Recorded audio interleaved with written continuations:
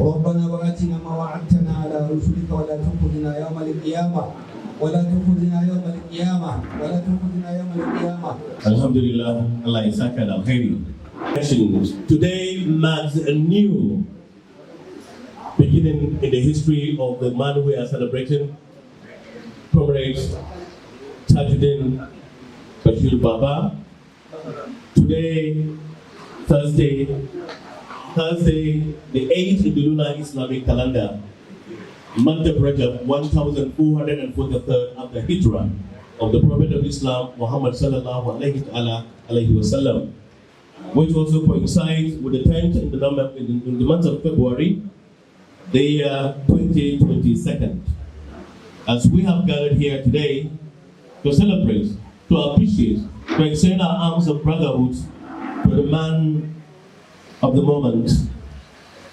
Distinguished ladies and gentlemen, as I said, we don't want to bore you much. I would like to very quickly invite the convener of this colloquium to come and say a word of welcome on behalf of others. Assalamu alaikum wa rahmatullah, ladies and gentlemen. Let me start by, I will start on the existing protocol, but before then I would like to recognize the presence of the Deputy Governor of Kano State, His Excellency Dr. Nasir Yusuf Gawuna, who is ably represented by SSA administration, Dr. Mustafa Yusuf Gawuna. Also, I would like to acknowledge the presence of other invited special guests and our guest speakers as well. It is indeed my singular honor and privilege to welcome you all to the maiden Comrade Tajuddin Bashir Baba Colloquium. Thanks to each and every one of you for being here with us today. We are very pleased to be able to welcome all of you that have been with the family for all now. Today marks the maiden colloquium in honor of Comrade Tajuddin Bashir Baba, a great philanthropist of our time, a beloved husband, a caring father, a supportive colleague, a generous friend, and above all, mentor for life. My team and I are very much proud to be able to host this auspicious event today here at this wonderful place, with all of the dear and important people of the celebrant. I believe that is the case. We have all come together to celebrate a man we all admire so much, who is not only a mentor, but also my boss, whose interest in girl child education is evidently intellectual, which is why we have organized a birthday colloquium in honor of the girl child education. The theme of today's colloquium resonates well with Comrade Tajuddin Bashir Baba's aspirations and goals. This has become very evident in his work and other charitable endeavors. Comrade Tajuddin Bashir Baba have initiated and fully funded a lot of programs aimed at promoting education, especially for the girl child. He has enrolled over 2,000 pupils in different schools both in home and abroad. These are some of the reasons why we chose to give the colloquium the theme, Advancing the Girl Child Education for Social Development.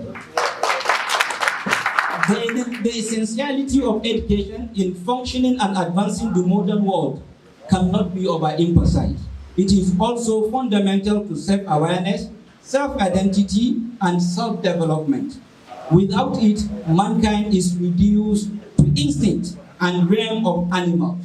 With it, males and females can improve their lives and learn about one another and the world. More specifically, education for females is important because it helps them unleash and develop their full potential. To educate means to train the mind, character, and abilities of individuals. Education is a fundamental human right that should be available to all citizens, irrespective of age, sex, and nationality. The importance of education in the life of an individual can never be overemphasized in both spiritual and temporal of mundane aspects of human existence. Education is paramount It is the light that shows the way by removing the darkness of ignorance, the salt that gives the taste of life, the medicine that cures, and the key which opens doors. Educating female in the developing world has substantial return, and in most cases exceed the return on males. According to research by Chaban and Cunningham, an educated female is a great benefit not just to herself, but to her community. Furthermore, a recent work from General Survey and sector-specific research reveals that educating female bring about various benefits, including improvement for family health, lower infant mortality rate, greater family wage earning power, and the intellectual development of family, and thus the community. But despite the benefit to be accrued from educating female child, there are still some challenges militating against obtaining education. Before we start this event, or rather we go fully into the event, I would like to use the opportunity to express my sincere appreciation and gratitude to all who generously help us make this event become reality, including my wonderful team, which I would like to extend my gratitude especially to my sister, Dr. Suraya Tajuddin Bashir Baba, for her supportive attitude toward ensuring this event became reality. I would like to also appreciate my other team members in person of Abba Bashir Aliyu, Saminu Bashir, and Muzammil Sani. We have a line of distinguished speakers who have embedded us with their presence today. We so much appreciate them. I don't want to take too much of your time. I need to leave some time for our speakers to fill us today with their vast of knowledge and experience. We may not be able to organize a very perfect event, but of course, this event is being organized out of love and out of how much dear we hold Comrade Tajuddin Bashir Baba. We have all benefited from one or two of his programs aimed at making us better than who we are. You will all agree with me, Comrade Tajuddin Bashir Baba prefers for one to develop himself better than how he intends to benefit himself. So a very warm welcome to each and every one of you, and we thank you very much for honoring our invitation and agreeing to be here with us. Thank you so much and enjoy your afternoon.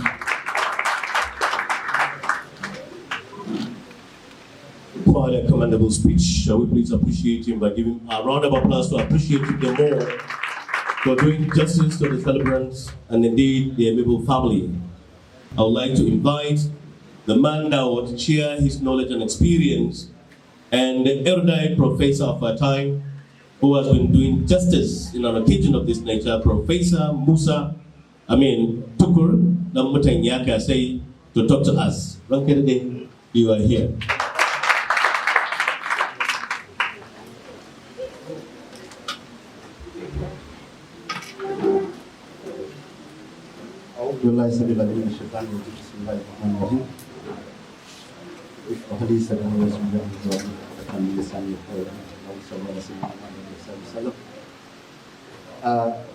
Distinguished members of the high table, let me seek the permission of His Excellency presented to the existing protocol because of time. While congratulating the celebrant, I want to inform the participants that the title of my presentation is Advancing Girl Child Education for Social Development, and is carefully selected in view of the fashion the program has on the Advancing Girl Child Education, and in order to also register the contribution he has made in this subject matter. The term girl child refers to a young female between the ages of 6 to 18. The National Child Welfare Policy of 1989 defines girl child as a biological female offspring from child to 18 years of age. And during this period, the young girl is totally under the care of adults who may be parents, guardians, or siblings. And this is a period when the girl is malleable, built, and developing her personality and character. She is very dependent on others, on who she models her behavior through observation, repetitions, and imitations. And her physical and mental, social, spiritual, as well as emotional development start and progress to peak during this period. UNESCO 2007 estimated around the world that 132 million girls are out of school. And this includes 34.3 million of primary school age, 30 million of lower secondary school age, and 67.4 million of upper secondary school age. In countries affected by conflicts, for instance, Northeast Nigeria, girls are more than twice likely to be out of school than girls living in non-affected communities. And in many countries, among girls who do enter primary schools, only small portion are rich and far fewer will complete secondary school. I remember in my picture when I was monitor in Shaochi Primary School. The pictures of the class I had, and when I shared the girls who were with us, and the percentage of these girls that ultimately completed their secondary school is so insignificant. According to Nigerian President Muhammad Buhari, as quoted in January 6, 2020, Nigeria has 13.2 million out-of-school children. The girl child accounts for 60% of this figure. And in northern part of Nigeria, which comprise 3 geopolitical zones, that's the northeast, north central, and northwest, the north central show an improvement over others. And this zone cannot boast of appreciable number of girls' enrollment at primary and secondary school level, not to talk of tertiary level, as compared to boys' enrollment. And this indicates the level of backwardness of women compared to men in the region. Now, by way of further stating the problem, the girl child and by extension women have been turned out to be bearers of children and toilets of adults labor from sunrise to sunset. They can only be seen but not heard in both private and public spaces of decision making. The girl child by natural status ascribed to her by well-defined norms of social conduct and behavior remains a property to be owned and commoditized. No community will remain developed if it has not utilized the required human capital. And certainly, the best instrument for developing any society is to invest in human capital. This is because the acquired knowledge and skill will guarantee the economic and social liberation of individuals by implication and enhance their contribution to community and national development. It is therefore in order to guarantee the economic and social liberation of these vulnerable members of our community that Comrade Tajuddin Baba developed a strong passion for advancing girl child education for social development. And maybe to justify why he chose to do that is because education is meant for all, of course. And in fact, it's the fundamental human right of every child, whether boys or girls. And every responsible person watching this kind of inequality would try to go out in to see what he can do and comrade in has over the years championed this in Yakasai. This we have witnessed this, and at the point it has gone to a big foundation reaching out to this vulnerable across. In Nigeria, there are large disparity. Okay. Yes, sir. In Nigeria, there is large disparity between education of girl child and that of their counterpart. Many girls do not have access to adequate education to a certain age. The literacy rate, adult age, is 52.66% compared to 47%. And this justifies the need to invest in this category. Also, the World Declaration on Education for All, 1990 report, emphasized that learning opportunities shall be expanded for all, so that every individual will participate in the process of national building. And to include everybody in the process, education therefore, suitable program that should be utilized.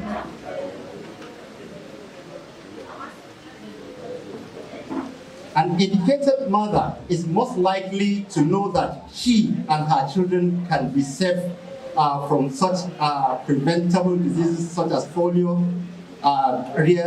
immunization, need for immunization, and so on. In specific terms, education can lead to many benefits: improvement in child nutrition and health, lower fertility rates, enhancement of women's domestic and their participation in political domain, as well as improvement in economic productivity and growth, as well as protection against abuse and exploitation. So, to advance the girl child education, we have to know that education goes beyond getting child into school. It is also about ensuring that girls learn and feel safe while in the school, and that they could complete all levels of the education. All these factors combined can help lift household, communities, and countries out of poverty. Although education is essential for both boys and girls, the benefits of educating girls tend to be greater. This is so because girl child education has been found to have a more significant impact on poverty reduction and provision of sustainable development, and this was recorded by UNESCO in 1991. And also reports indicated that education of a girl is vital for effective preparations of today's girls into tomorrow's responsible adult women. The female child, just like male child, is entitled to all citizens' rights, and one of which is access to compulsory basic education and opportunity for higher education, depending on the ability. So to summarize my presentation, Nigeria needs to give girl child education adequate attention and that needs to provide resources required. According to UNESCO 2003, as quoted by Abawa, females constitute more than 50% of the world's active population. Even though they face several inequalities, difficulties, and limits, and that limits their potential in promoting personal and collective development, they are still known to make great contribution towards national development. Of course, there are some challenges teaching girl child education, which includes the early marriages, hawking practices, the poverty level of the family, social attitudes of the girl child, low self-concept of the family. However, a solution must be thought to this and other impediments, because girls' education is a must if the nation is to make any appreciable progress.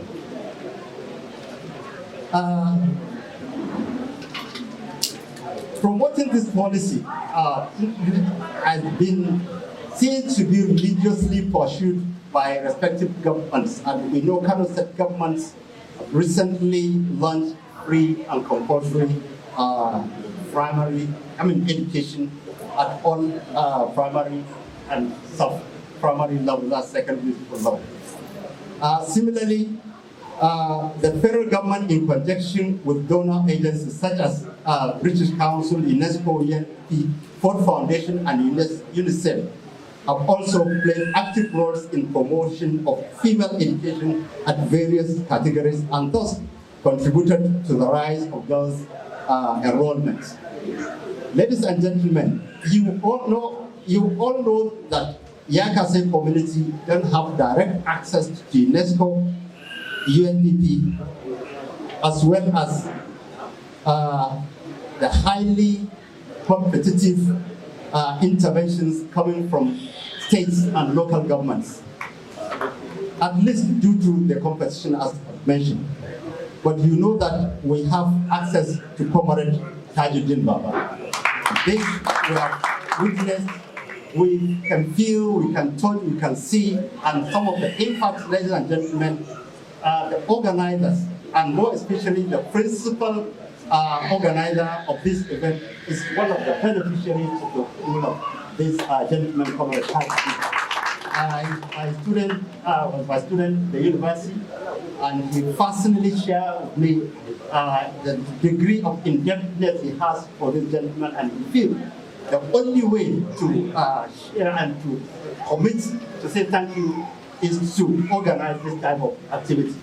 And I think by way of recommendation, having been recently crowned with the new title of World Head of Yakasai, and coupled with his passion for championing the advancement of girl child for development, I would like to recommend a revival of the Taju intervention on girl child in partnership with Emirate Council, Kano State Government, NGOs and civil society, as well as wealthy individuals, to take this project to the next level. If we can put in and repackage this proposal, I know he is going to be very busy with this new challenge he has. So there is a need to repackage this, partner with some other donor agencies in order for us to see how we can move to the next level. Because investment in girls' education is most likely going to yield some of the highest return on all development programs. When a girl is educated, everyone around her will feel her impact, starting from the home, environment, and the society. And it is expected that a strong foundation will be laid during this colloquium to strengthen this initiative. And we pray that next year's colloquium will come with some money of some of the achievements we've made, inshallah. To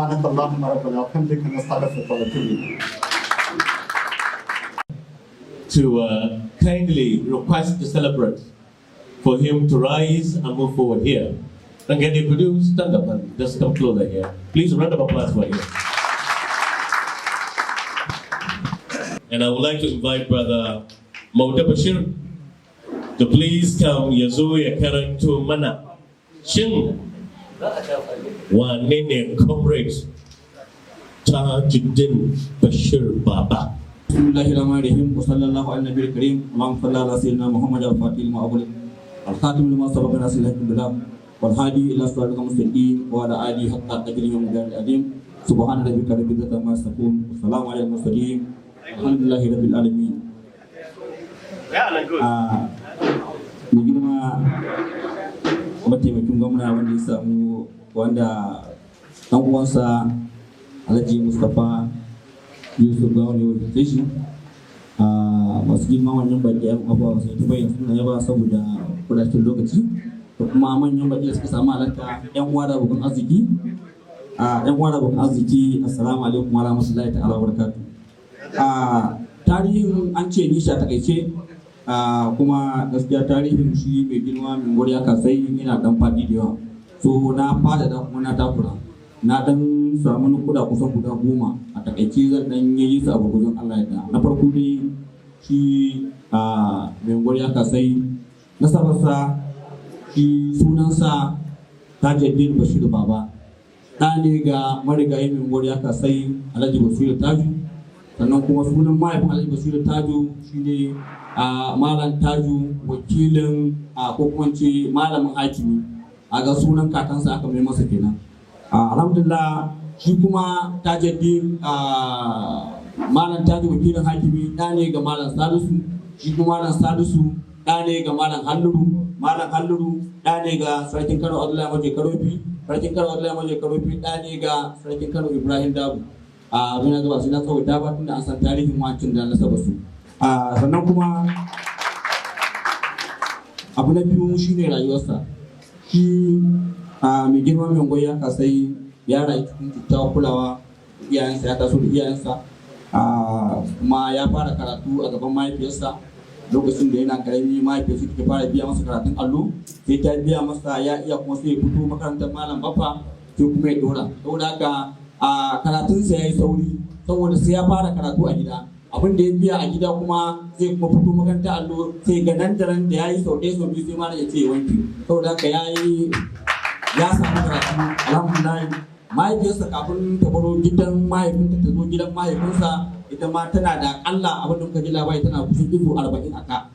To zuwan ta gidan aure kuma sha'anin aure a haihu yau a aure da haka da irin wani abubuwan ya sa ita ma ta yi kokarin ta ba wa 'ya'yanta kulawa sosai musamman shi wanda muka gani wanda muka ji an ba shi kulawa saboda a lokacin shi ne namiji, babban namiji, shi ne namiji da farko da aka haifa yana da yayye mata guda biyu, sai kuma shi kuma aka samu sunan mai gidan saboda aka ba shi kulawa yadda ya kamata. Alhamdulillah, Allah saka iya mu da alheri.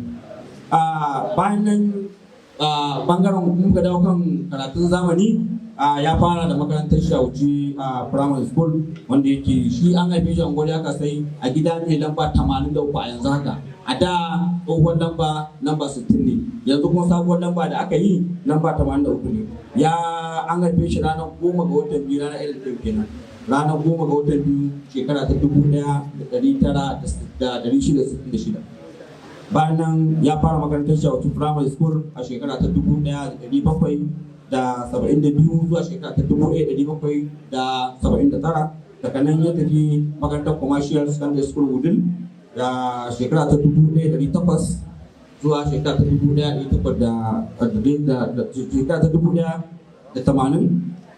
zuwa shekara ta 1985. To haka bayan ya gama commercial Wudil ya zo ya yi diploma a commercial school. A nan a commercial ya fara ta shekara ta 1986 zuwa shekara ta 1989. Bayan ya yi diploma ya yi HND duk a bangaren kasuwanci. Bayan HND kuma ya yi postgraduate diploma ya kuma yi HND. A yanzu haka kuma Comrade Tajuddin yana yin PhD ɗinsa a wata makaranta Joint Professional Training and Sports wadda take reshe a Najeriya amma gundar makaranta yana South Africa. Alhamdulillah, abu guje Comrade ya ɗan yi aikace kala-kala, amma kuma aikin da ya fito a fili shine ya fara aiki a kasko daga shekara ta 1989 ya fara aiki a kasko. Daga nan ya yi wani shekara kusan 10 aka canza masa wajen aiki kuma Kano State Investment and Properties. Ya je a matsayin mataimakin darakta shekara ta 2013 zuwa shekara ta 2015. Daga nan kuma aka sake canza masa aiki zuwa ma'aikata Kano State Commercial and Industry School, ma'aikatar kasuwanci da kamfanika. Shekara ta 2015 zuwa shekara ta 2021. To yanzu kuma aka canza masa aiki kuma ma'aikatar kwamfuta inda ake sarrafa duk albashin dukkan ma'aikatan gwamnati. A yanzu haka yana matsayin darakta. Alhamdulillah.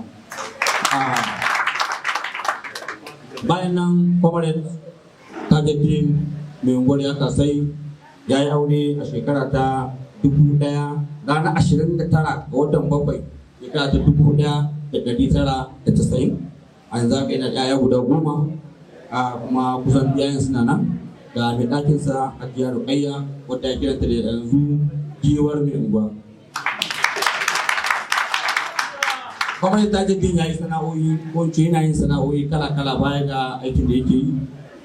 Babban sana'a da ya mai da hankali a kan da ita ce harkar noma, kuma a harkar noman dama can ko a makarantarsa ta sakandare da yi abin da ya bada hankali kenan harkar noma. Yanzu kuma da ya dawo zaman sa kasko sai ƙara bashi wata dama da zai tsaya yi noman yadda ya kamata.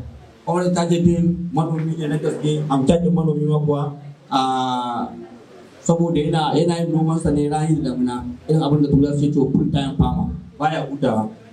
Da rani zai yi noma, da damina ma zai yi noma. Da rani dama kun san noma biyu ake a arewacin Najeriya, haka da damina yana yin noma, kuma noman ba wai noman shinkafa kawai, komai da komai shi yana noma, duk abin da ya zo masa zai noma. Alhamdulillah wannan ta ba shi dama ya kafa kamfani mai suna Greenwind Global Investment, wanda yake wannan Greenwind Global Investment Limited din yana yin abubuwa da yawa. Abu na farko yana sayar da kayan amfanin gona a wannan kamfanin nasa, duk wani abu na harkar noma yana sayarwa, yana sayar da tractors, yana sayar da taki, yana sayar da kayan feshi, duk kayan amfanin noma na rani da damuna yana sayarwa. A wannan kamfanin ana yin harkar textile, duk abin da ya shafi atamfa ta sawa da yin auduga da noman auduga da gyaran auduga spinning, duk ana yi a wannan kamfanin. A wannan kamfanin kuma ana yin abubuwan da suka shafi construction, gine-gine, ginin hanya ne, ginin titi ne, duk wani construction ne ana yi a wannan kamfanin. Sannan kuma a wannan kamfanin akwai bangaren asibiti wanda ake kira Baba Clinic. Alhamdulillah, Kwamar Tajuddin Maiunguwar Yakasai ina harka kungiyoyi, ko ba komai dai yanzu zamu ga 'yan kungiyar nan sun zo kusan su ne 1/2 na wannan taron nan, ko ba ka ba. To ya fara harkar kungiyar sa kusan ina secondary school, ya fara harkar kungiya kun ga tun kusan 1982-83 ya fara kungiya.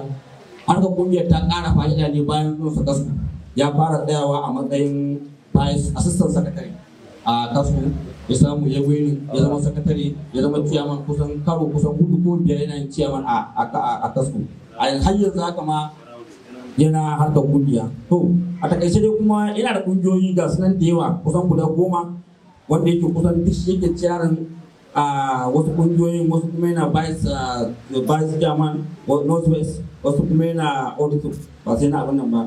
Sannan kuma akwai halayya ɗabi'u, ko babu komai yadda muka ji tarihin da kuma nasabarsa, kun san cewar da kuma irin taron da muka gani a nan, kun san cewar ƙaramin mutum ba zai tara wannan taron ba. Alhamdulillah.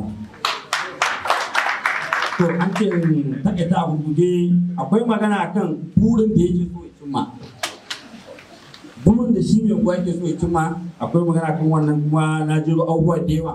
Na farko dai burin da yake so ya cimma, yana so ya ga duk wani mutum ya zama kamilin mutum mai zaman kansa. Ina da foundation da ya riga ya suna Kwamar Tajuddin Foundation. A ƙarƙashin wannan foundation din ana yin abubuwa sun tura 10.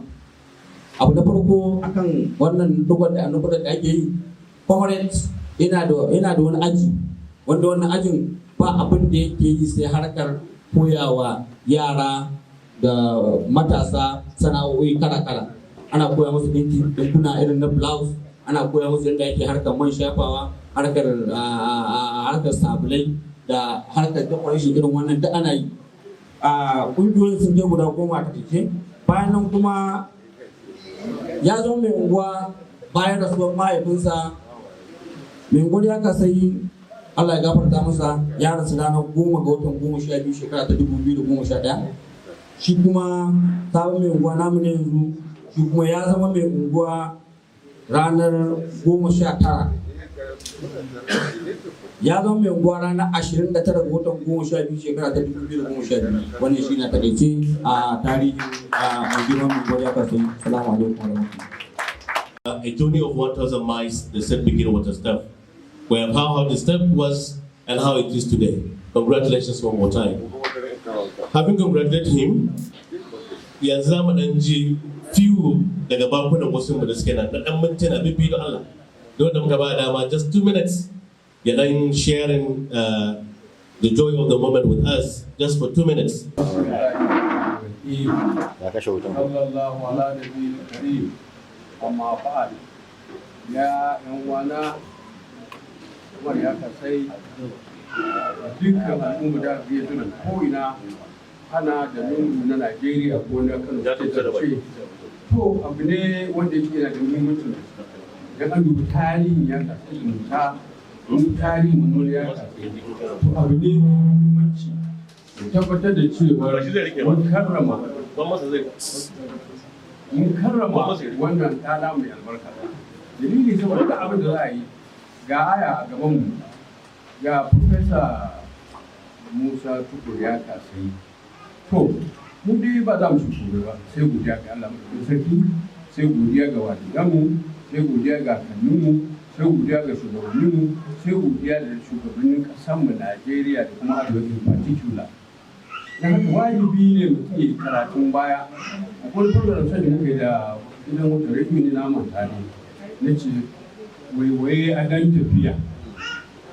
Ga shak nan mun sha fama da shi kafin abubuwa su tabbata. Haka da zalika kuma mun sha fama da shi profesa. Mun sha fama da murgayi Maiunguwar abokina, ɗan uwana, abokin farmiya ta tuna samari. Wannan ban da Allah zai wanda. Kuma shi da Allah ya karbe shi ai ba makara muka kuma muna kan hanya. In fact, duk abin da kai an ce mai dalla Allah khairi ka fa'i da za mu dalla da sha. Da haka aiki da muke yi na alheri da kyautatawa na bayan da suka yi ba za a hakuri bari turanci ba na san da su. Otherwise, I'm speaking, I don't want to speak. My son and my daughters and my friends, especially shi mai Yakasai.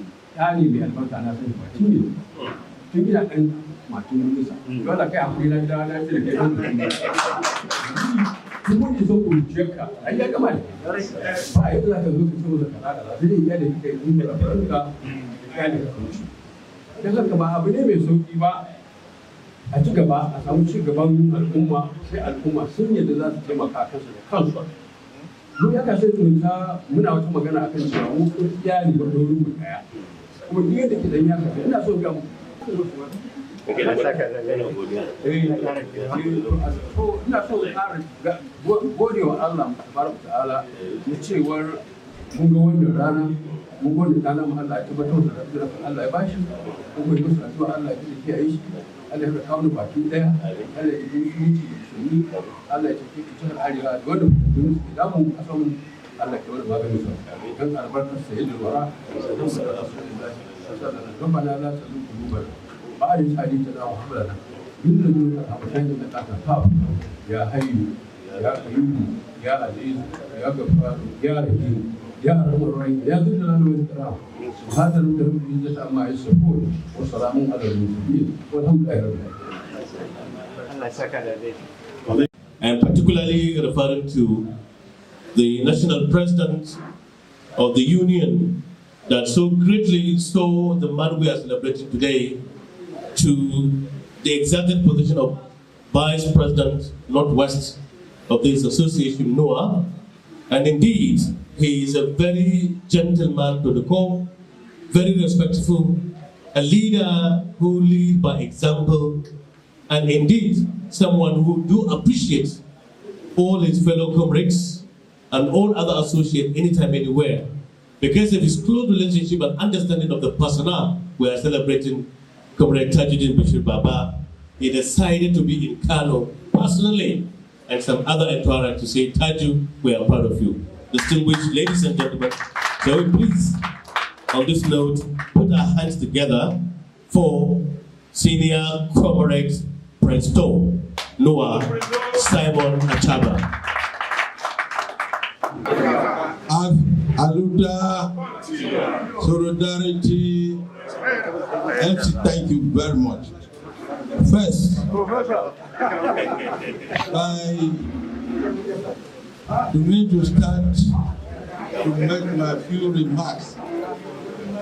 I want to appreciate the celebrant who is an indigenous of Kano.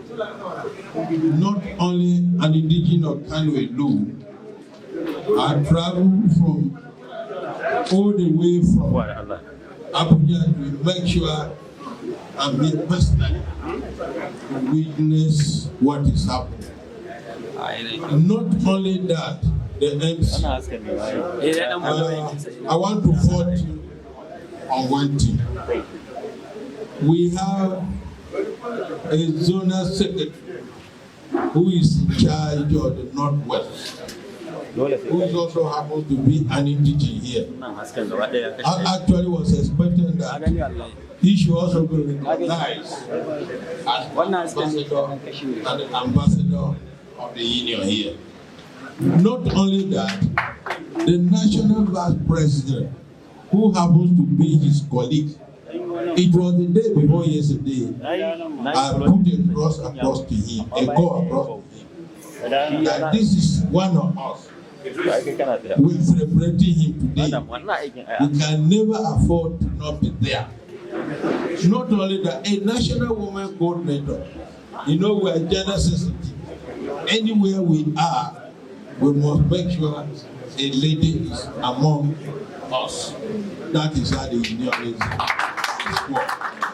And also a state secretary, Modoka, who is also here. I think these are the personality who are my entourage.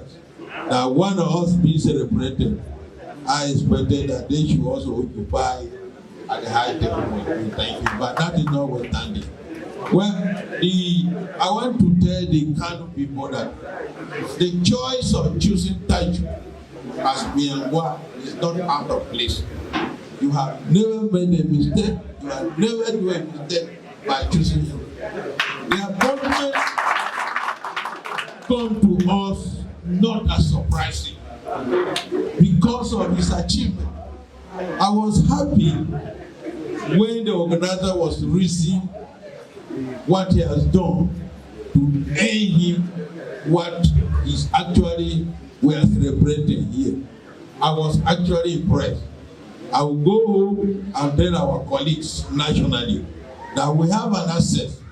We don't have a liability in the union in the country. And we will continue to support it. Some of us in the union, we are counting someday to leave. But when we look at people like him, we know that there are young men who are coming behind us. So, Kano people, I want you to continue to give him support. There's a popular saying that says, no leader functions very well without his media competency. Today, I have seen the elders here, the people that matter, the people that are who is who in Kano are being seen their faces. If you remember, I asked one of the cameramen to film this thing round. When I go back home, my state particularly, I'm an indigenous of Benue State. I will tell that these people are actually our down. So at the national also we give him a support. We definitely give him support. We have seen that people are waiting. The deputy governor would have been here personally, but because of his official engagement, he did not leave everything without sending a representative. That is by saying that the deputy governor himself is with us. He's not physically with us, but he's here with us in spirit. I think I appreciate you. We'll continue as part of the union. We'll give you support. We'll definitely give you support. Professor, I'm actually overwhelmed with your presentation. I would demand that a copy of the paper should be given to you. Thank you. Rodarity, Aluta. Just hold on, sir. Just before you go, because of the fact that you mentioned a tremendous numbers of highly respected good citizens of Kano here, while you are making your speech, joining us is another grandfather, a father, a mentor, an inspirator, a man who believes in the dictates of Allah subhanahu wa ta'ala. The man in question today is one of those who enlighten and broaden the knowledge of humanity in Kano as one of the most senior clergy in Kano. He is today the chairman of the entire Council of Ulama in Kano. Yes, not only Kano, but indeed the entire northern Nigeria. He is also, by extension, a politician who believes that by having that spirit of joining politicians to preach the gospel of justice, fairness, and equity. He said, politicians, don't be afraid of us. We are proud of him, and we always want to see him in an occasion of this nature. When he was asked to be here as one of his guests to give us a presentation on the advancement of the girl child education, he said, I will do so. I present to you a Sheikh Maulana Ibrahim Khalil.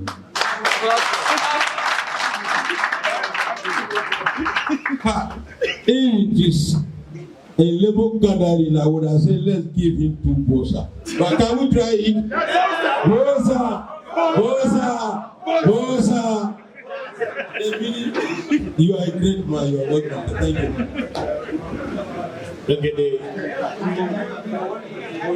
Senior National President, now we get the take Alamoron Gona, the Solomon Adene, Yakasai. Okay, I need to have your paper. Yeah. Mr. Simon Achaba. Yes. Thank you very much, sir. Yes, we touch you too. Madam Managara, Allah Isaka. Also, to share the joy of this moment with us, I have the honor and privilege to invite another very kind-hearted man, a gentleman, so generous, a man of humility, man of the people, a man who believed in the spirit of showering a very big smile on the faces of more especially the downtrodden. An astute politician who has championed so many causes. And today, because of more especially when he was once and twice the man who holds. Shall we please put our hands together for the Honorable Commissioner Special Tutors, Honorable Mutar Ishad, to share the joy of this moment with us. My distinguished Honorable Sir. أعوذ بالله السميع العليم من الشيطان الرجيم بسم الله الرحمن الرحيم وصلى الله على النبي الكريم. Let me also join my brothers who speak in our vernacular language. I would also like to speak in Hausa for the benefit of our local people, especially the people of Yakasai Zumunta. Thank you very much. Jama'a assalamu alaikum. Godiya ta tabbatar da Allah madaukakin sarki, dukkan yabo ya tabbata ga fiyayyen halitta manzo sallallahu ta'ala alaihi wa sallam. Ni ma ina son tsaya akan jadawalin girmamawa ga dukkan manyan baƙi da kuma sauran 'yan uwa, aminai, abokai, masoya da aka haɗa a wannan ɗakin taro. Ƙara jaddada da sallama, assalamu alaikum wa rahmatullahi ta'ala wa barakatuh. Godiya tabbata ga Allah madaukakin sarki, dukkan yabo ya tabbata ga fiyayyen halitta manzo sallallahu ta'ala alaihi wa sallam. Ina son in gode wa wanda suka shirya wannan taro domin karramawa ga uba a Yakasai, ɗan uwa, abokin tafiya, Alhaji Tajuddin Maiunguwar Yakasai. Ina gode muku kwarai da gaske saboda wannan tunani da aka yi, aka shirya wannan taro, sai mu ce Allah ya saka muku da alkhairi. Ina son in taya mai unguwa murna da Allah Ubangiji ya zaɓe shi a cikin 'yan uwa, ya zama shi Allah ya bawa magajin mahaifinsa, ko in ce mahaifinmu mai unguwa marigayi, Allah ya gafarta masa. Mai jawabi da ya gabata, na tabbata da 'yan uwa da muke nan mun san abin da yake son ya ce, musamman wanda ya karanta tarihin mai unguwa. Ya faɗi cewa mai unguwa marigayi ya rasu a shekara ta 2011, yana son ya ce 2021. Ya kuma faɗi cewa mai unguwa ya zama mai unguwa a shekara ta 2012, yana son ya ce a shekara ta 2022. sabili da haka na tabbata shauƙi ne shi ma ya ɗebe shi ya tafi har ya tsallake mai da tafiya baya. To ni ba abin da zan ce sai dai ce ina godiya matuƙa da gaske da aka yi ciwo wajen wannan taro, da kuma ba a gayyace ni ba zan taka in je har gida in samu ɗaya unguwa masa ƙorafi in kuma gaya masa cewa bai san waye ne a family ɗin ba, shi yasa bai gayyace ni ba. To amma da Allah ya sa ya sani ko wayanda suka sani sun sanar da shi, to sai aka aika min da invitation, kuma naga abu ne da ya yi ruwa da harkar ilimi, musamman ilimin na mata, naga ya zama wajibi in aje duk abin da yake gabana in halarci wannan taro. Na ji daɗi kwarai da gaske a lokacin da mai karanta tarihin mai unguwa yake karantawa, da ya yi bayanin cewa mahaifiyarsa tana da karatun alkur'ani, tana karantar da shi kafin ya fito ya zo makaranta. Wannan abin ya bani farin ciki, ya bani jin daɗi, na kuma ƙarewa Allah godiya domin dukkan mu irin tarbiyyar da muka samu kenan. In ka samu uwa ta gari, to ba ko shakka za a samu ɗa na gari irin yadda ta haifar da mai unguwa gashi a zaune muna tare da shi, muna alfahari da shi. Sabili da haka iyayenmu sun ba mu tarbiyya, muna gode musu, muna fata mu ma mu ba na baya da mu irin wannan tarbiyya.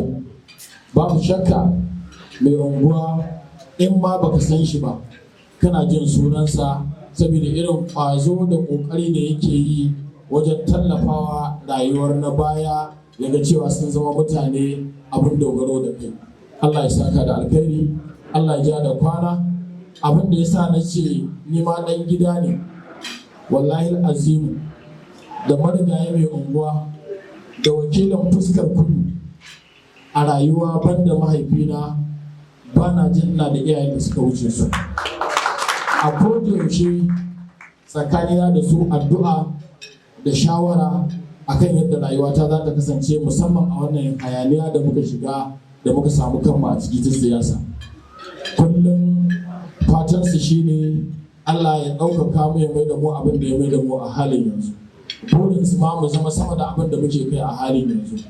Kullum shawara ce da addu'a da kuma cewa muna jin gwagwarmaya, muna jin ƙalubale, ka yi haƙuri. Allah ba zai mai da kai abin da za ka zama idan ba hasada, idan ba biyayya, idan ba ƙalubale. Amma idan Allah ya jarabe ka da wa'annan, ka daure, ka cije, ka ci gaba da abin da kake yi. Kalli tarihin wane, kalli tarihin wane, haka suke zaunar da ni suna gaya min. Wannan yana ƙara min ƙwarin gwiwa, kuma suna cewa ka yi koyi da abin da mahaifinka yake yi, shine haƙuri da rayuwa. Kowane irin lamari ya zo yana mika Allah lamarinsa. To wannan yana daga cikin abin da muke alfahari da shi, irin wannan tarbiyya da suka bamu. Muna zama masu haƙuri a cikin al'amuran rayuwa. Mai unguwa kai ma kana da haƙuri, ka ci gaba da haƙuri, musamman a wannan nauyi da Allah ya ɗora maka na al'ummar unguwar Yakasai. Unguwar Yakasai kowa sarki ne, kowa ya isa, amma muna da biyayya, muna da girmama na game da mu, kamar yadda kakanmu wanda ya tashi a yanzu Alhaji Bello Yakasai ya faɗa. Ba abin da za mu ce musu, dai mu ce Allah ya saka musu da alheri. Ina fata tarbiyyar da iyaye suka bamu, mu ɗan Yakasai zumunta za mu riƙe wannan al'amari. Ina son in yi kira gare mu, wasu mu sun sani, wasu mu ba su sani ba. Don Allah don Annabi mu ɗauki al'amuran rayuwa, mu yi koyi da irin tarbiyyar da iyaye suka bamu, da kuma irin abubuwan da mai unguwa suke aiwatawa, da mu da muke nufa musu baya, girmama na gaba. An ce bin na gaba bin Allah. Ita kuma harkar rayuwa duk abin da haƙuri bai ba da shi ba, to akasinsa kuma ba fa zai bayar da shi ba. Domin kuma muna ganin riba haƙuri, kuma haƙuri yana da riba. Allah ne ga malam, Allah ya saka da alkhairi. Allah da kansa ya ce inna Allaha ma'as sabirin. Idan an ce ma'as sabirin, Allah yana tare da mai haƙuri. Ai ku duk wanda Allah yake tare da shi ya fi ƙarfin ya tozarta a rayuwa. Sabili da haka muna fata Allah ya ci gaba da kasancewa tare da mu yadda aka taru a wannan waje lafiya. Allah ya mai da kowa gida lafiya. Na tabbata mai girma mataimakin gwamna Dr. Nasiru Yusuf Gawuna kwamishinan ma'aikatan gona da yana Najeriya na tabbata duk abin da yake zai yanke zo wajen wannan taro. Amma duk da baya nan sai ya turo shakiki dan uwansa ya ce duk muna nan a gwamnati, ya ce a'a don mahimmancin wannan taro je ka a san cewa ni ne a wajen, ya turo shi. To muna godiya a madadin mutanen Yakasai, a ƙara jaddada mana godiya. Allah ya saka da alkhairi, inda ya tafi Allah ya dawo mana da shi lafiya, Allah kuma ya cika buri ya biya bukata. Da kuma fatan Allah mai da kowa gida lafiya. Wassalamu alaikum wa rahmatullahi ta'ala wa barakatuh. Hii Soweto, hii Afrika. Bismillahirrahmanirrahim. All protocol respectively duly observed. On behalf of the leadership of the Nigerian Labour Congress, the State Administrative Council members and the State Executive Council members of the Congress, under the leadership of Comrade Kabiru Ado Minjibir Magaya in Minjibir, I want to use this opportunity to appreciate and to congratulate our own Comrade Tajuddin Bashir for this very historic occasion that all of us were gathered here because of him. We want to sincerely inform you that Comrade Tajuddin Bashir Baba is a wonderful person in the Nigerian Labour Congress, in the Labour movement, in Kano State and in Nigeria in general. And we are very proud of him. His contribution to the Labour movement is not overemphasized. He's somebody who is dogged, sincere and honest to his responsibility. So we are not surprised for all the contribution he has been making to the humanity in Kano State. So it is on this note, we want to congratulate the conveners of this program. You have done a wonderful program, and we want to wish you a successful one. And on this note, we want to thank each and every one of you, and congratulations for the tragedy. Thank you. Mai girma Honorable Manir Bapadan Awundi, wanda a yau shine dan majalisa mai wakiltar wannan yanki gabaki daya, wanda ya so a ce yana wannan gurin saboda soyayya da yake shi wanda muka tare domin sa. Amma saboda wannan dalili duk da haka shi ma duk inda yake wannan taro da cikin tsazan zuciyarsa na sani, domin ko ba komai yana kyakkyawan mutunci na mai girma dan uwa kuma abokin tafiya, mukan ce masa goga kasan hanya. Honorable Kabiru Ado Shekara, nan ga daga ta wannan taro bisa wannan wakilci. Me za a dan gaya mana cikin 'yan mintuna biyu? Thank you very much. Allah mu kara tafa masa. أعوذ بالله من الشيطان الرجيم. بسم الله الرحمن الرحيم. Your Excellency, the Deputy Governor of Kano State, Dr. Narisu Yusuf Gawuna, ably represented by his Special Advisor Administration and the blood brother who is here present with us. Distinguished personalities here present, ladies and gentlemen, good evening. It is my pleasure and privilege to stand before you on two cups. I am here with you as a former council chairman and of course a brother and a born child of Yakasai quarters, in which I am very much proud to be associated myself with Yakasai Zumunta, Yakasai community at large. And I came as a member, representing Kumboza Federal Constituency, Honorable Manir Bapadan Awundi, which is equally a friend and a brother to Yakasai and a born child of Yakasai Zumunta. So on this occasion, I am here on a two pillars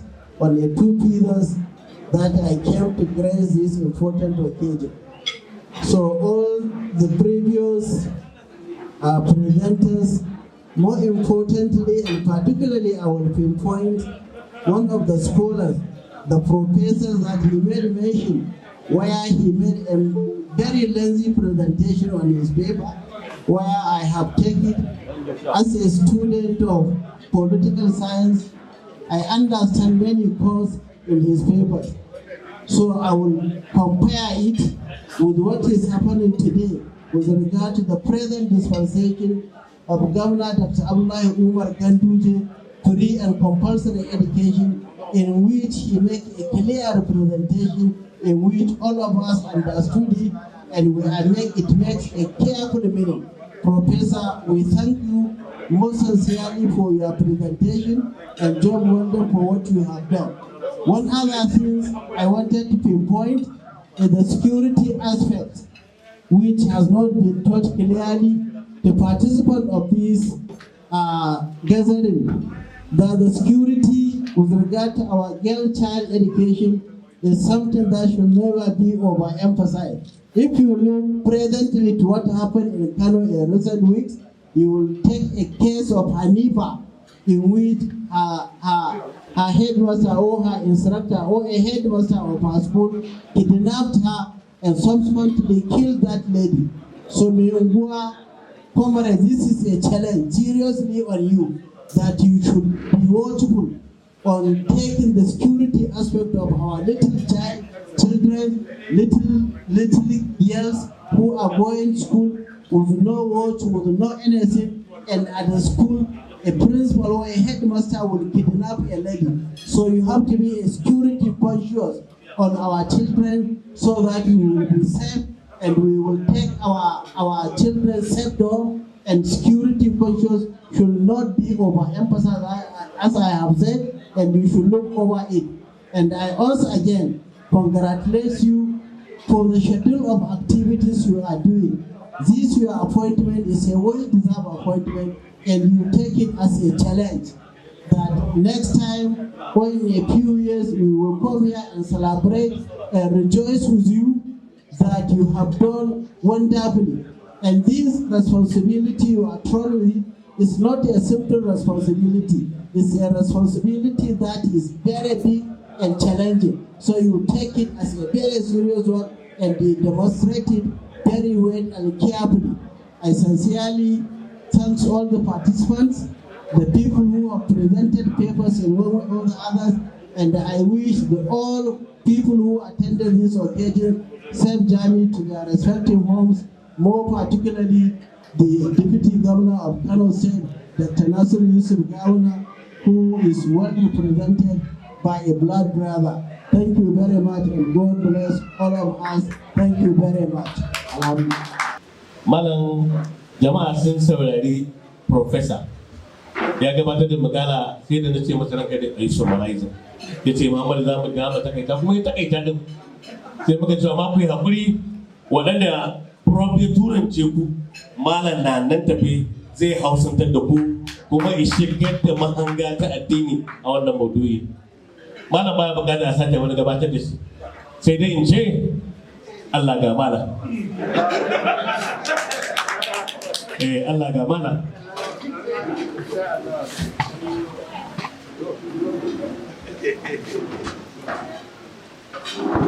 Bismillahirrahmanirrahim. Alhamdulillahi rabbil alamin.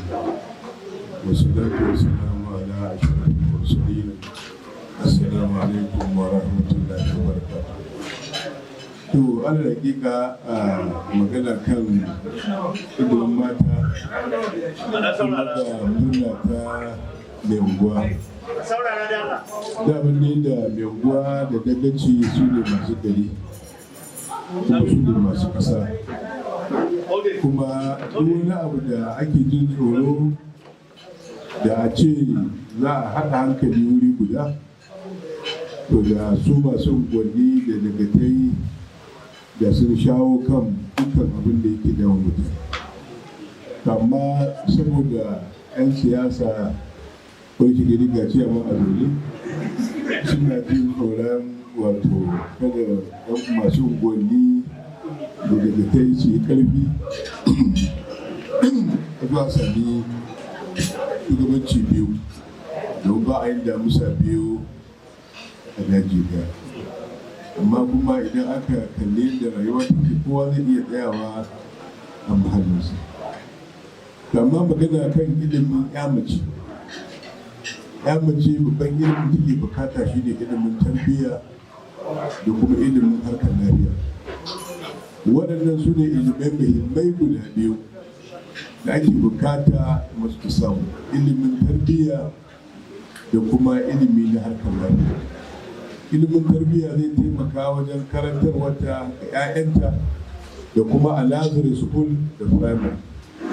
Yasa ba a tsari na tafi da harka ake son malaman makaranta mata su kasance a primary da Lazare school, domin su mata sun fi kusa da yara kuma sun fi fahimtar su kuma sun fi iya ma'amala da su. Don haka ina da matukar muhimmanci a bawa mace ilimi. Na harkar lafiya saboda mata suna fin maza yawan laulayi da gwargwadon shekarunsu da gwargwadon girmansu a cikin wannan rayuwa. Da haka ilimin mace da matukar muhimmanci, amma duk lokacin da aka ba ta ilimi babu tarbiyya to ba karamin haɗari aka gina a cikin al'umma ba.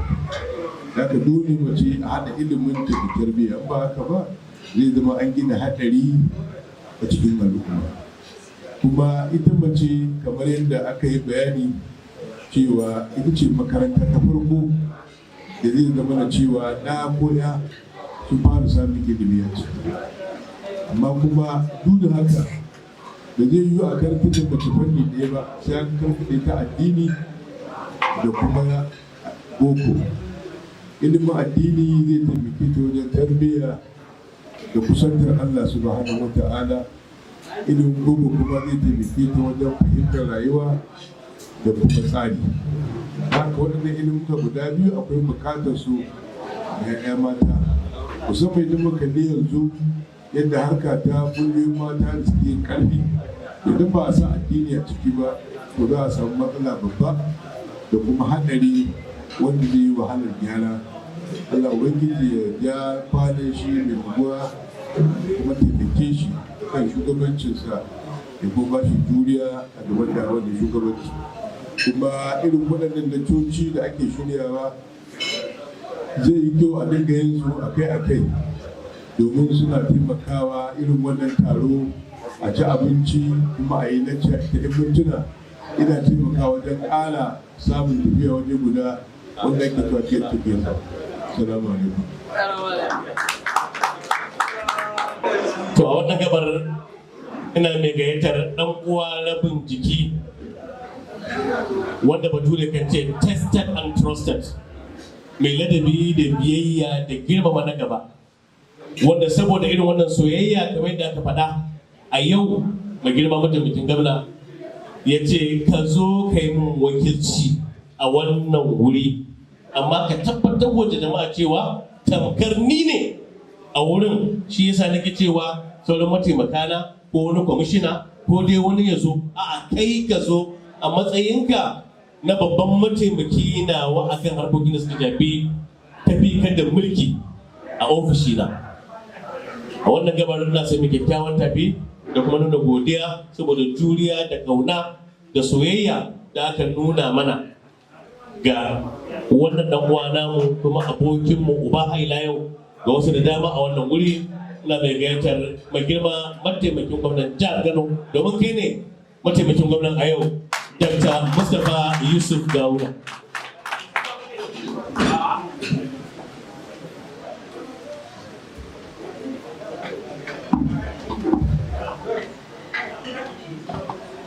أعوذ بالله من الشيطان الرجيم بسم الله الرحمن الرحيم صلى الله على نبي الكريم وبعد.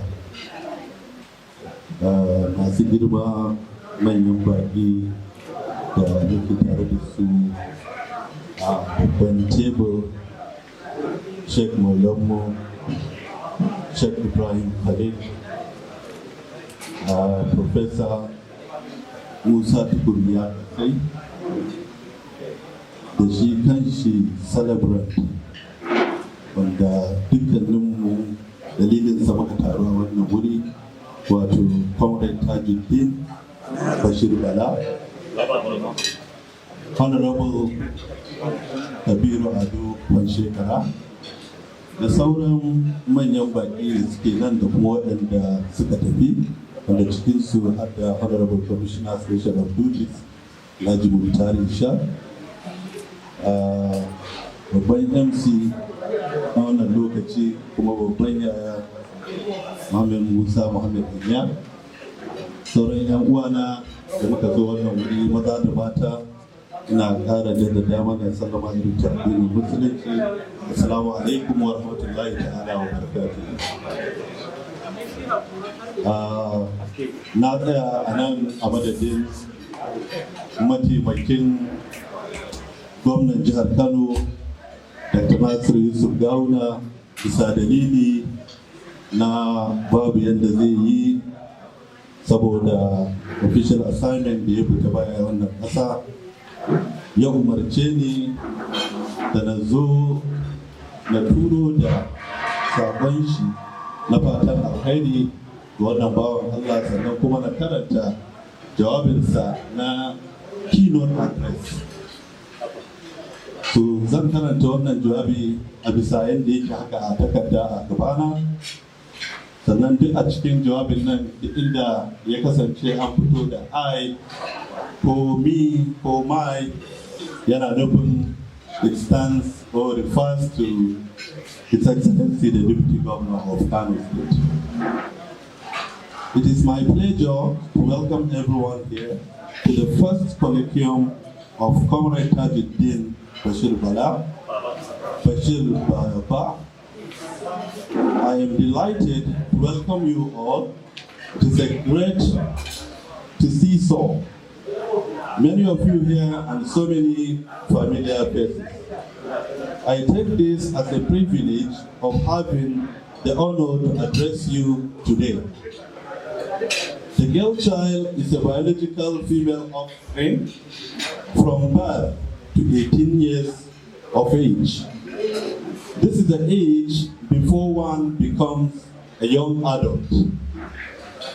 The period covers the creche, nursery, or early childhood, that is from 0 to 5 years.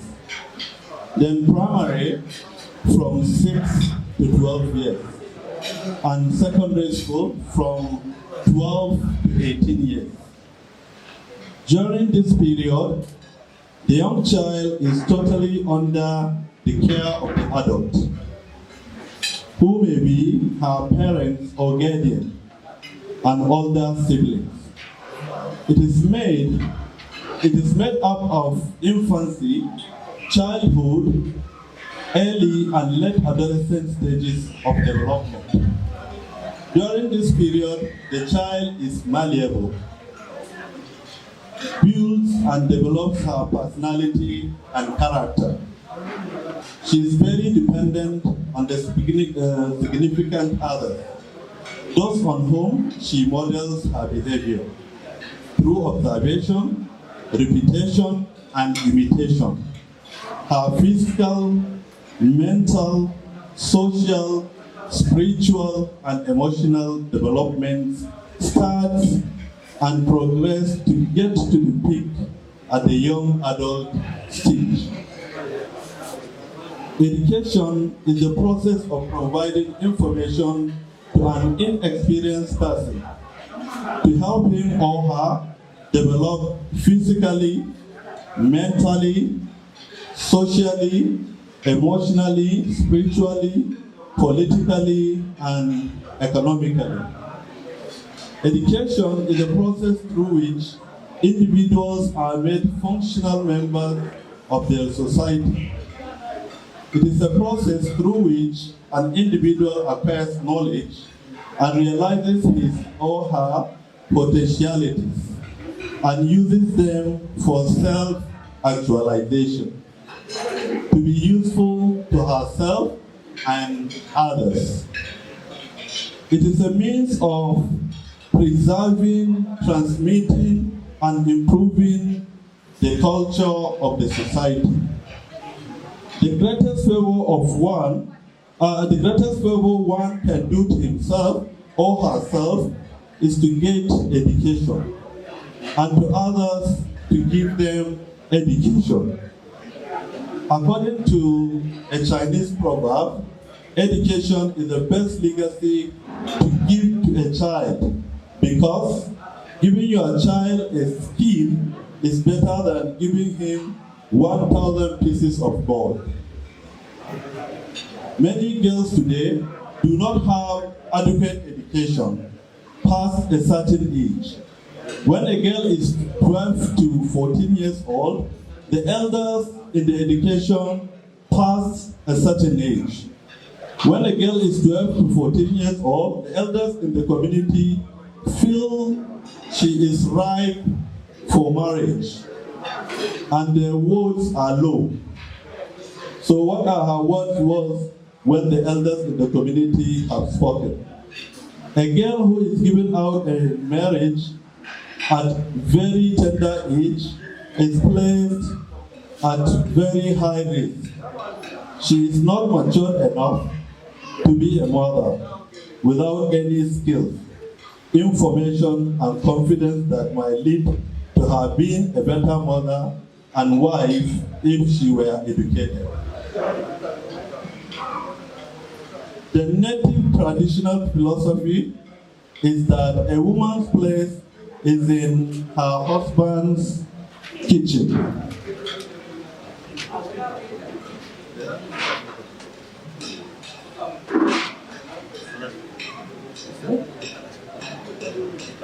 Okay. Kano State government, under the able leadership of education-friendly governor, His Excellency Dr. Abdullahi Umar Ganduje, OFR, Khadimul Islam, have implemented several policies aimed at promoting and enhancing access to a quality education, especially for a girl child, such as girl education policy, inclusive education policy, and the recent passing of Kano State Child Protection Bill 2021. This has significantly improved the girl child education in Kano State. We as a government will continue to support the girl child education and will also remain committed to providing equitable access to a high quality post-basic education and training opportunities, responding to the social and economic development needed in the state. Lastly, let me use this opportunity to congratulate the celebrant, Comrade Tajuddin Bashir Baba, on his 56th birthday and for the great work he has done to promote our education for our girl child.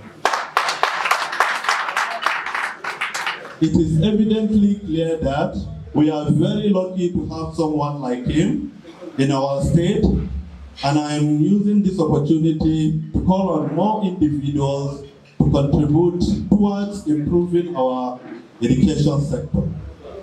I wish to also congratulate the organizers of this colloquium, especially the Chief Convener, Madam Ilyasu Ishak, for bringing us together and creating for us this noble opportunity to appreciate the good work of one of Kano's sons, who so passionately is contributing to our well-being. I thank you once again for choosing me to be the chairman of this occasion. Thank you and God bless you.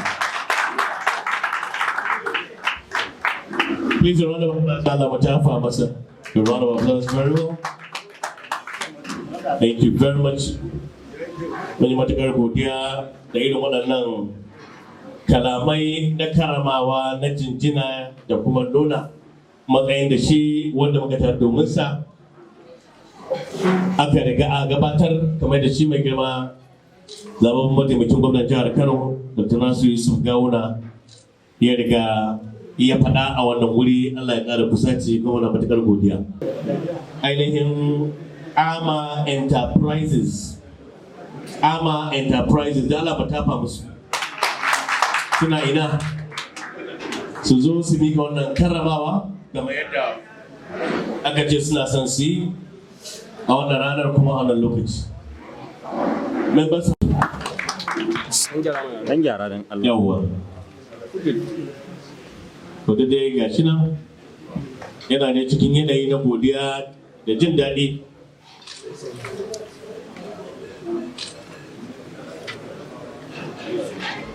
To sai Gosa Integrated Nigeria Limited, Gosa. Dala mu tafa musu su ma ga su nan.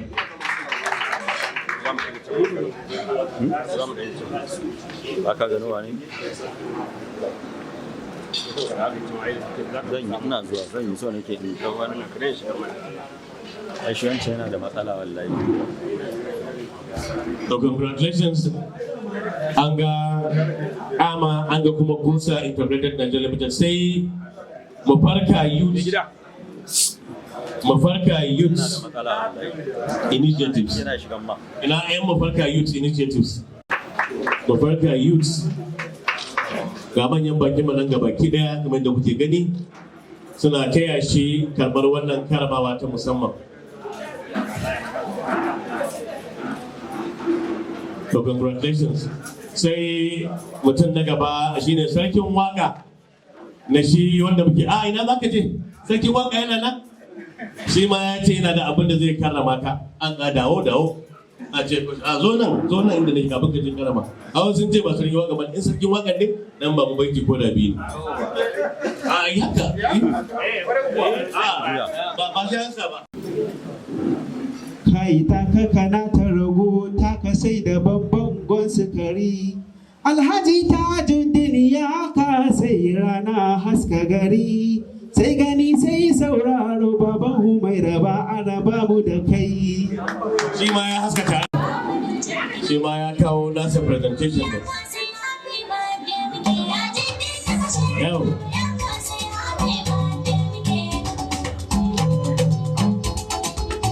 Madalla. Alright, DJ, it's okay. Za mu zo nan, za ka dan sa mana da shi za mu yi raka shewa ƙarshe. Yawo. Akwai wasu ko shi kenan? Ina jin shi kenan.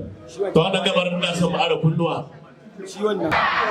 Sannan ina son a yi wa ahalin iyalansa gaba ɗaya su ma bosa guda uku. Bosa. To sannan mu ma yau kawo da mu bosa guda uku. Bosa. To sai mu rufa da a takabir su uku. Allahu akbar. To mu ana masa kunnuwa. Bismillah na gari. Aika zo.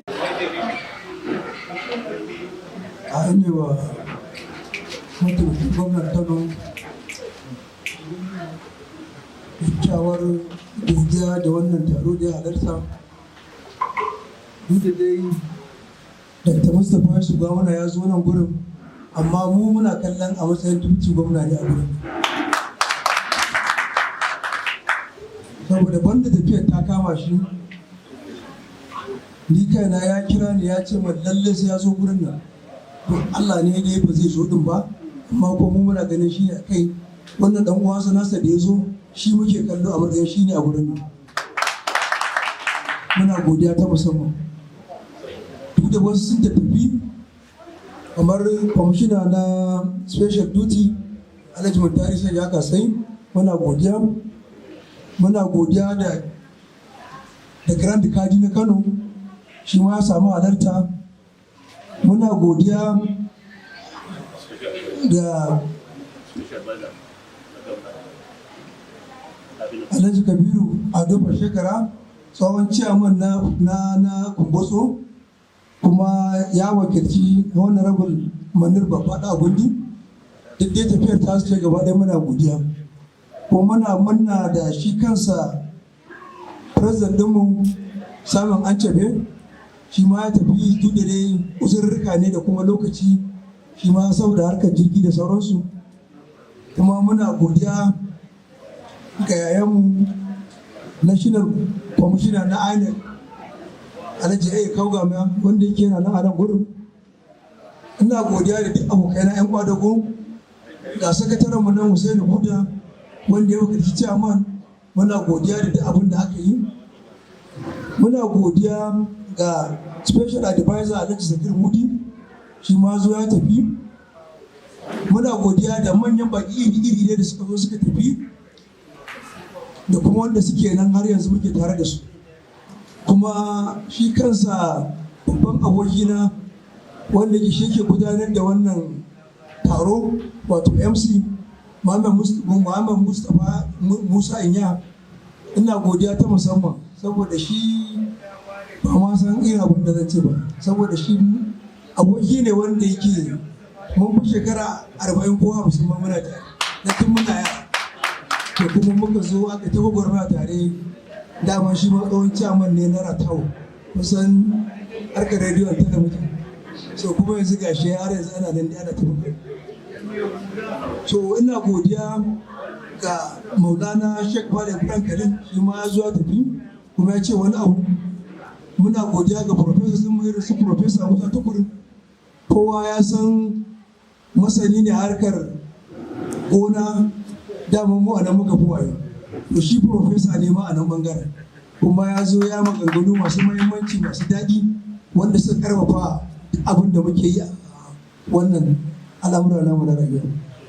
Ina godiya ga manyan baki iri-iri, akwai malamai a unguwanmu wanda ya ma fara buɗe mana gurin da taro da Malam Abdulkadir da Musa, su Malam Hamisu, 'yan uwana iri-iri duk da suke nan gurin, ko ba na sai na kira suna ba. Ina godiya a gare ku, Allah saka da alheri. Shi kansa Isa Malam Abba da su Dr. Didiyar suka shi da wannan abubuwa, su Muzambil, su Saminu da sauransu, Allah saka muku da alheri. Dan gaskiya sun kama su da zan ce, amma na gaba da amfani man karanta shi saboda abin san yadda zan fassara abin ba, saboda abin ya yi mun daɗi fiye da nake tunani. Saboda wannan taro ne wanda yake banda dai ma Allah ya sa dai dan kan ni a ce ne tafiya bana nan, da ba da ma ba za su bari na sani ba, sai dai kawai kamar a ɗauko ni kawai a kana guri in zo. To amma gudun kada ma a ce bana nan su yi abin a ce nama ya rahu irin wadanyi, shi sa ma aka sanar da ni. Shi sa za ku ga mutane da yawa wanda ta gaice su, ni ba ma ni na gaita ba, dan ba na shirya taron ba, ni ma gayyato na kai kamar yadda kowa gaice shi. Amma kuma alhamdulillahi mutanen da suka kawo award iri-iri wanda duk ban san da su, sai yanzu kawai na ji ana cewa ana ta faɗa, ban ma zan iya rike sunayensu ba. Ina ganin sai dai bayan taron za mu haɗu sannan mu abubuwa kamar su Ama Enterprise, Kosa Integrated Nigeria Limited, Mufarka Youth Initiative. Sarki? Ai shi tike ba a magana. Saboda tike yanzu ina ganin irin waƙoƙin shi ma kansa bai san irin waƙoƙin din. San da ya fara rera min waƙa, sai nake ta tunanin kamar tare muka taso da shi. Saboda sai da na ji waƙarsa tukunna ma na san waye shi, sai nake ganin ci to wannan ina ma ya sani. So gaskiya ba abin da na ce sai dai godiya, Allah saka wa kowa da alheri. Wannan taro wato ba abin da ya burge ni a ciki illa da ana farfado abubuwan da na ringa yi, wanda ni wani abu ma sai nake ta tunanin yaushe ma na aiwatar da shi. So da yawa mutane wanda suka amfana da irin wannan abubuwan, sai na ji wani karfin gwiwa, sai na ji ma ashe ban ma fara koyi ba, yanzu ma nake jin su kan. Kuma hakika yadda muka yi foundation din nan, gaskiya kullum tunani na da duk abubuwan, ko shi kansa sarkin yaƙi na da yake karanta burina, sai na ga da waye shawara ke faɗa burin mu.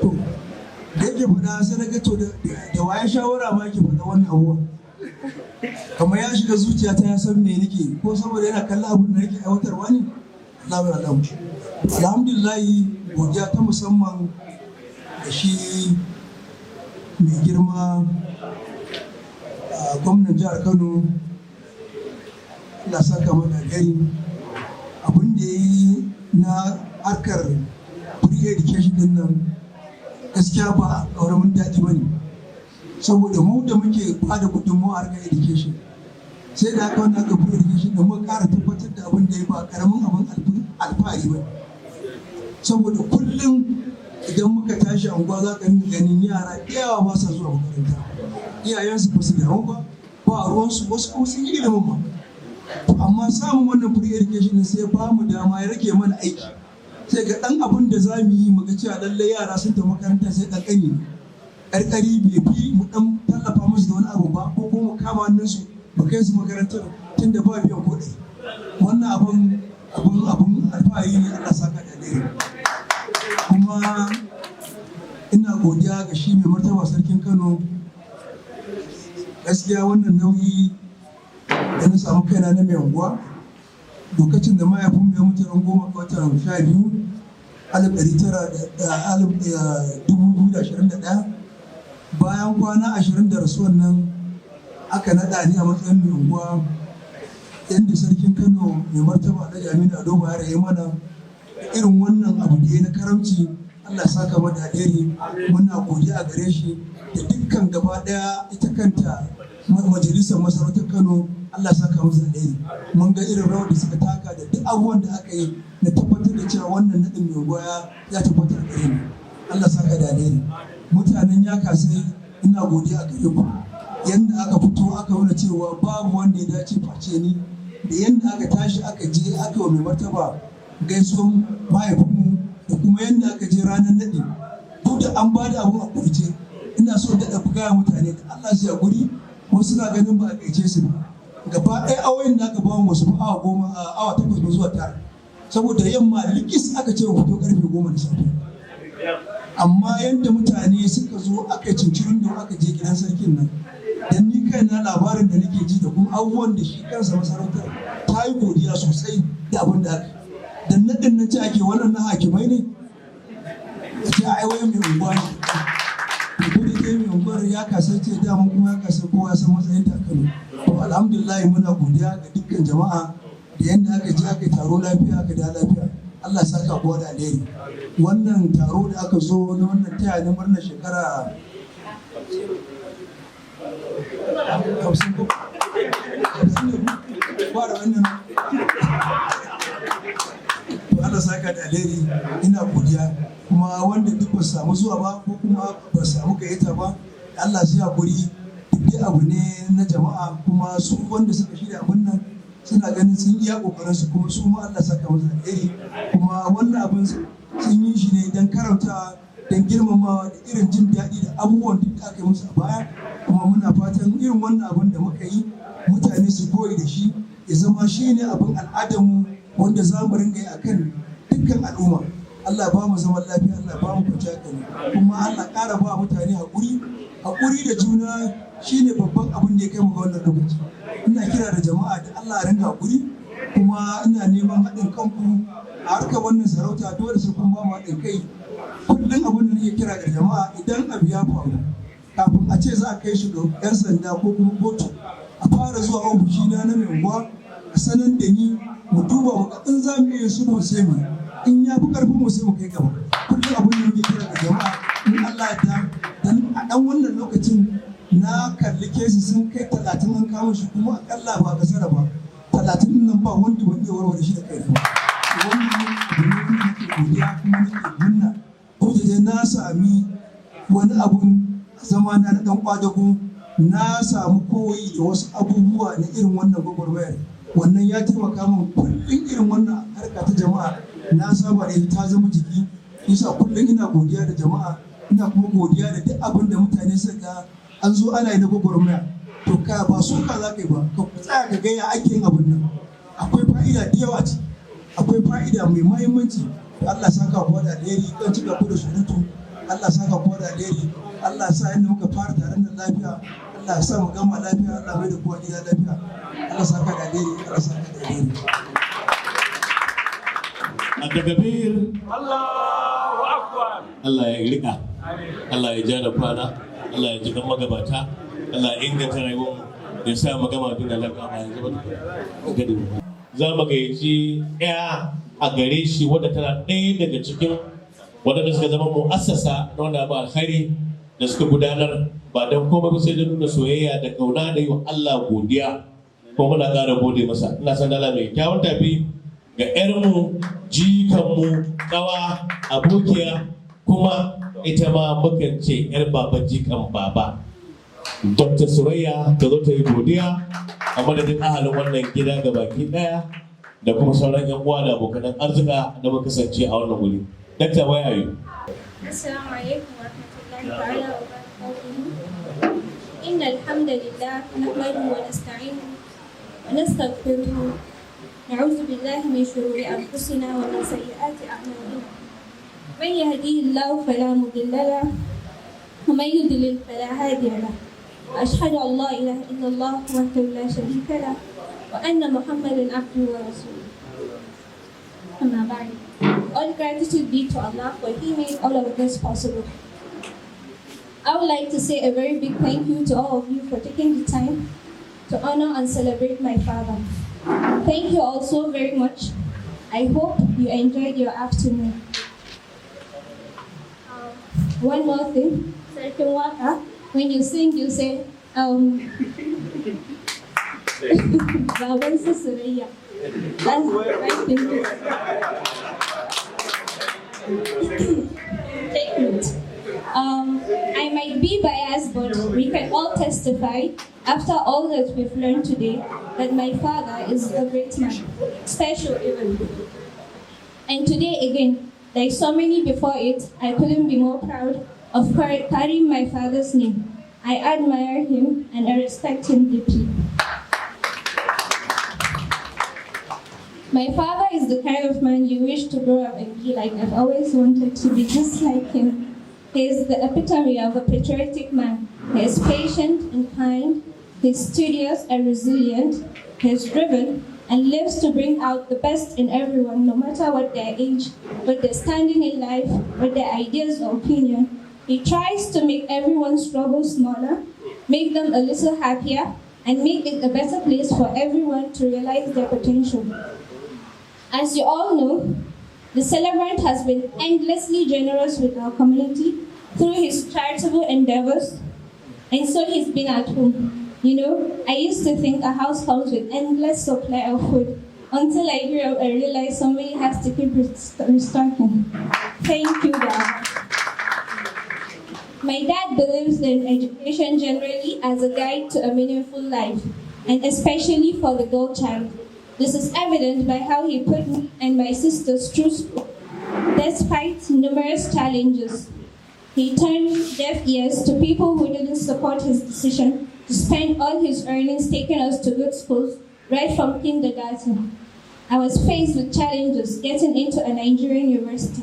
My dad simply said, "Ba masala," as you all know, and he made a leap of faith and ensured I had the best education.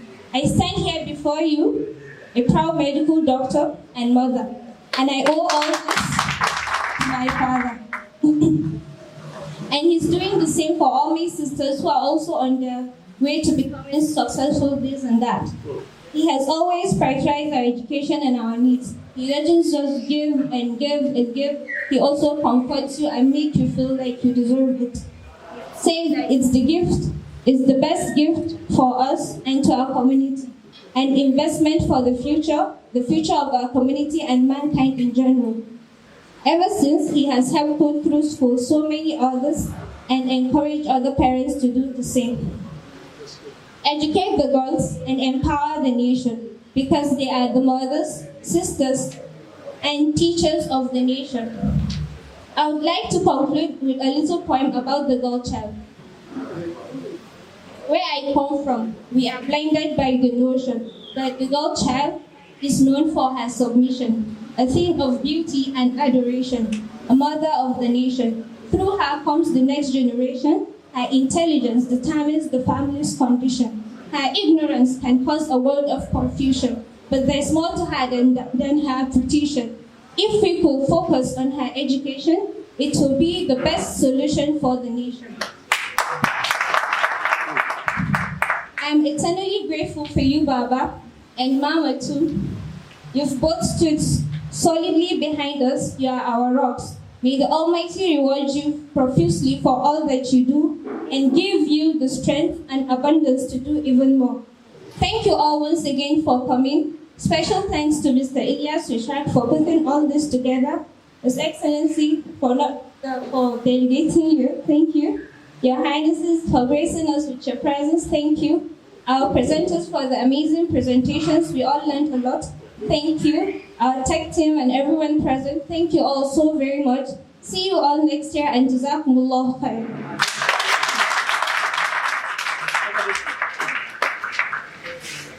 Gala magana ta mata. Salati goma ga Annabi sallallahu alaihi wasallam. A cika da sallar Fatiha. Bismillahir Rahmanir Rahim. Alhamdulillahi Rabbil Alamin. Ar-Rahmanir Rahim. Maliki Yawmiddin. Iyyaka na'budu wa iyyaka nasta'in. Ihdinas siratal mustaqim. صراط الذين أنعمت عليهم غير المغضوب عليهم ولا الضالين آمين.